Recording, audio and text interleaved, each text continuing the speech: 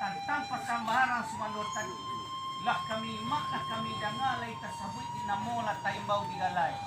Lah bagaring nan bapait lah balicin ba atay pakpan lah babuin mas semua. Tapi de ulu panantang bana de ulu tujuan katu bana datang paham lagi.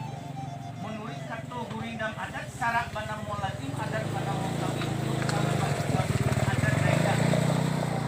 Syariat pandalanya hakikat lurahnya dalam.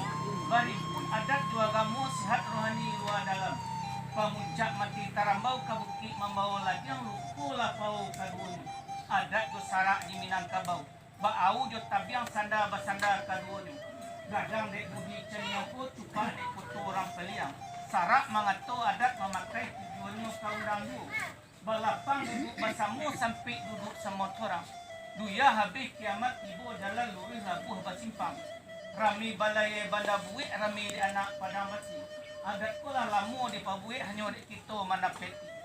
Kabau gadang pandai lagu makan barulang kate mundu lai batali bakalawan.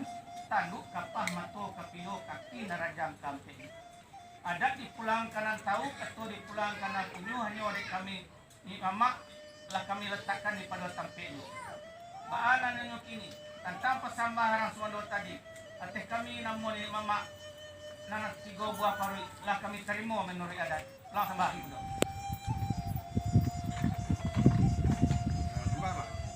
Mangkat titi dalam sama baranak 2 tipu. Adat dia temuan mama ba kami ras mandor. Jadi mau di dalam para yang di pemulai ruku-ruku, yang di pemulai aswasu. Adat lah terima di mama nang mandu pulang ke suku itu adat na biasa. Assalamualaikum warahmatullahi wabarakatuh.